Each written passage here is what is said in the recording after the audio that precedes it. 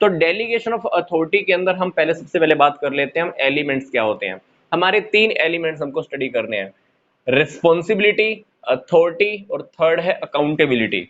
Responsibility को हम हिंदी में क्या बोलते हैं? रिस्पॉन्सिबिलिटी का हिंदी में मतलब होता है उत्तरदायित्व।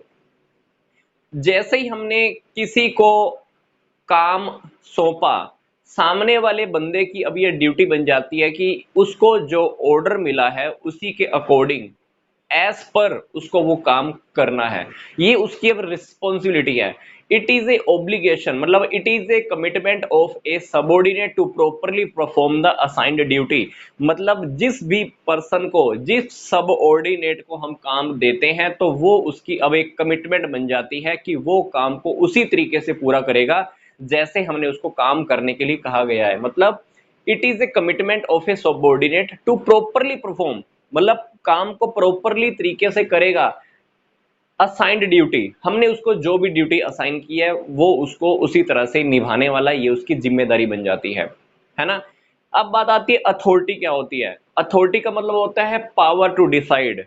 हमने किसी को काम सौंपा, मान लो काम पूरा नहीं होगा अभी, हमको उसे अथॉरिटी भी देनी पड़ेगी, डिसाइड करने की पावर भी देनी पड़ेगी। क्या डिसाइड करेगा वो? रिसोर्सेज को यूज करने के लिए, मैं पैसे का यूज कर सकता हूं नहीं कर सकता हूं, ये काम मुझे करना है और ये काम मैं नहीं कर सकता हूं। अगर हमें किसी भी मैनेजरियल पोस्ट की बात करूं, मैनेजमेंट के अंदर अगर मैनेजमेंट वाली पोस्ट है, अगर उसके पास अथॉरिटी नहीं है तो मैं उसको मैनेजरियल पोस्ट, प्रबंधकीय स्तर या कह लीजिए प्रबंध की जो पोस्ट है, वो सीट है, हम उसको कह ही नहीं सकते। मैनेजमेंट की वो पोस्ट अगर अथॉरिटी के बिना है तो वो मैनेजमेंट की पोस्ट हो ही नहीं सकती है। अथॉरिटी रियलिटी में क्या होती है? सामने वाले को काम को पूरा करने की पावर देना। जैसे कि मैंने आपको भी एग्जांपल दिया, जनरल मैनेजर ने परचेज मैनेजर को क्या बोला? खरीद ले। पर क्या खरीदेगा वो जब तक उसके पास अथॉरिटी नहीं होगी? उसके पास अथॉरिटी भी होनी चाहिए खरीदने की, पैसे को यूज करने की पावर होनी चाहिए, बाजार में जाने की पावर होनी चाहिए। पता चला कि काम के वक्त मार्केट में चला गया, फिर ऊपर से जनरल मैनेजर गए कि तू क्यों गया, मतलब हमने उसको अथॉरिटी नहीं दी है। उसके पास अथॉरिटी भी होनी चाहिए उस काम को पूरा करने की। फिर बात आती है अकाउंटेबिलिटी। अकाउंटेबिलिटी को हम हिंदी में बोलते हैं जवाबदेही। जवाबदेही क्या होता है?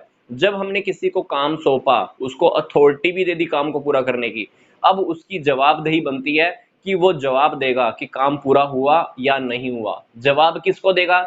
जिसने उसको काम सौंपा। बॉस ने काम दिया था, अभी सबऑर्डिनेट से या वर्कर से मान लो काम पूरा नहीं होता तो वर्कर अपने बॉस के लिए जवाबदेह है, अकाउंटेबिलिटी होती है। तो अकाउंटेबिलिटी क्या है?